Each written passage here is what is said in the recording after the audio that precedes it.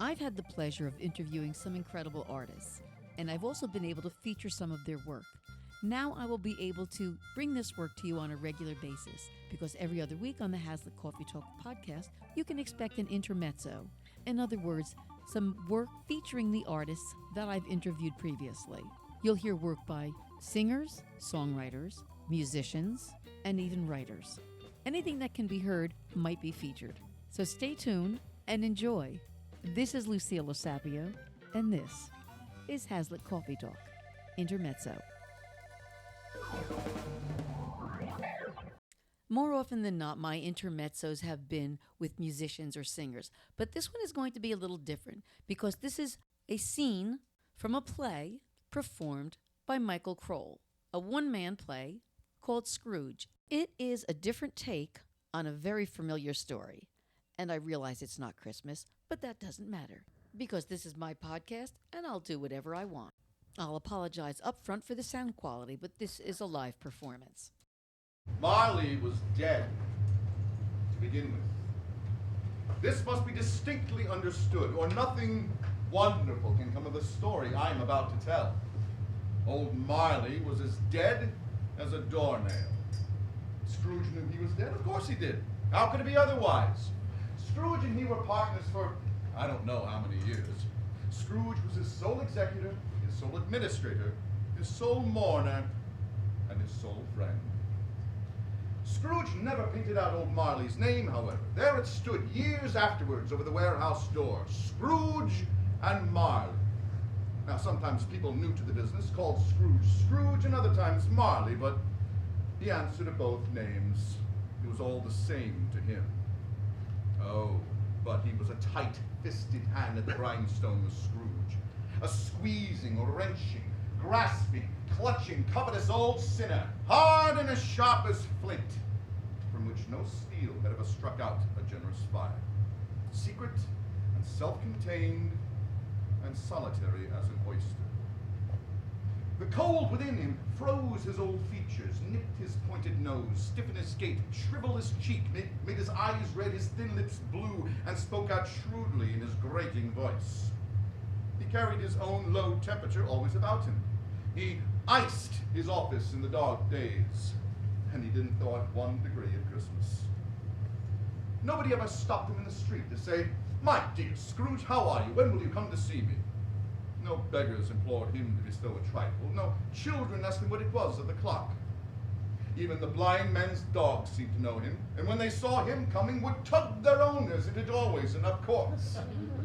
But what did Scrooge care? It was the very thing he liked, to edge his way along the crowded paths of life, warning all human sympathy to keep its distance. Once upon a time, and of all the good days of the year on Christmas Eve, old Scrooge sat busy in his counting house. It was cold, bleak, biting, foggy weather, and he could hear the people in the court outside go wheezing up and down, beating their hands upon their breasts and stamping their feet upon the paving stones to warm them. The city clocks had only just gone 3, but it was quite dark already. The fog poured in at every chink and keyhole and was so dense without that the houses opposite were mere phantoms. Now, the door of Scrooge's counting house was open that he might keep an eye upon his clock, who in a dismal little cell beyond, a sort of tank, was busy copying letters. Now, Scrooge's fire was very small, but the clock's fire was so very much smaller that it looked like one coal, but he couldn't replenish it. For Scrooge kept the coal box in his own office, and so surely as the clock came in with the shovel, the master predicted it would be necessary for them to part. Wherefore the clock put on his comforter and tried to warm himself at the candle, in which effort, not being a man of strong imagination, he failed. "A Merry Christmas to you, Uncle. God save you." This was the voice of Scrooge's nephew, who had come upon him so quickly it was the first intimation he had of his approach. He had so heated himself with rapid walking in the fog and the frost, this nephew of Scrooge's, that he was all in a glow. His face was ruddy and handsome, and his eyes sparkled. "I say, a Merry Christmas to you, Uncle. God save you." Bah, said Scrooge. Humbug. Christmas a humbug? Come now, Uncle, I'm sure you do not mean that. I do. Out upon Merry Christmas. But it's Christmas time anyway, but a time for finding yourself a year older, not an hour richer. If I could work my will, nephew, every idiot who goes about with Merry Christmas on his lips would be boiled in his own pudding and buried with a stake of holly through his heart. Uncle! Nephew! Keep Christmas in your way and let me keep it in mine. Keep it, but you do not keep it. Then let me leave it alone. Christmas indeed. Little good that it's done you. Uncle, there are many things from which I have derived good, by which I have not profited. I dare say Christmas among the rest. But I've always thought of Christmas time when it comes round as a good time, a kind, charitable, forgiving, pleasant time. The only time I can think of in the long calendar year when men and women seem by one consent to open their shut-up hearts freely and to think of people as, well, not below them, but as fellow passengers through life. And though it has never put a scrap of gold or silver in my pocket, I believe it has done me good and will continue to do me good. And I say, God bless it.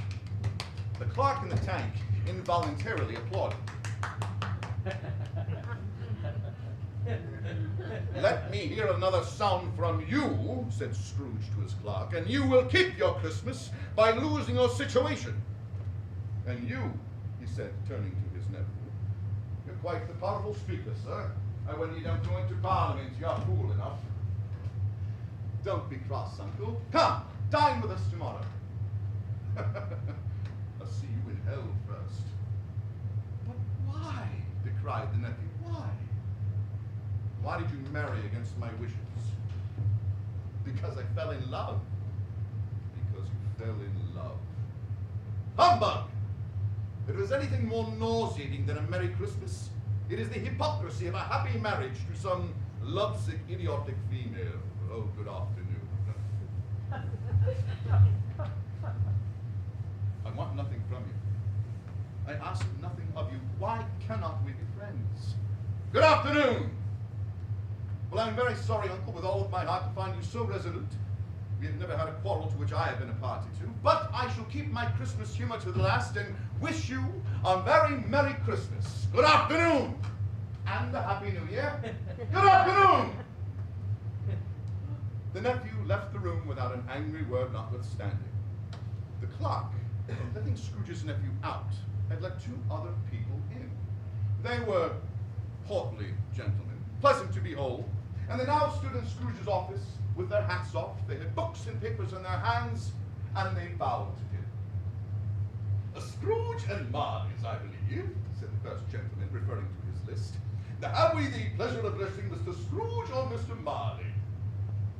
Mr. Marley has been dead for 7 years, said Scrooge. He died 7 years ago this very night. We have no doubt that morality is well represented by his surviving partner, said the second gentleman, taking up his pen. At this festive season of the year, Mr. Scrooge, it is more than usually desirable that we make some slight provision for the poor and the destitute, who suffer greatly at the present time.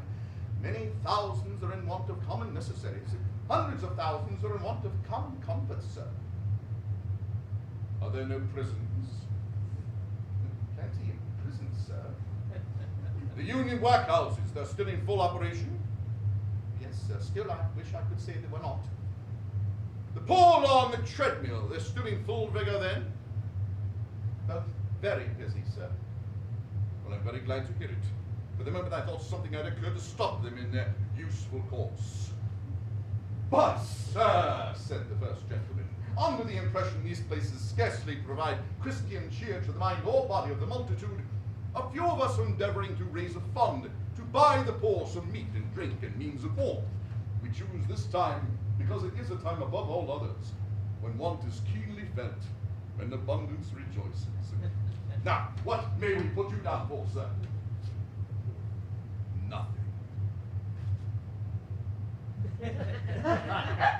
Oh, you wish to remain anonymous.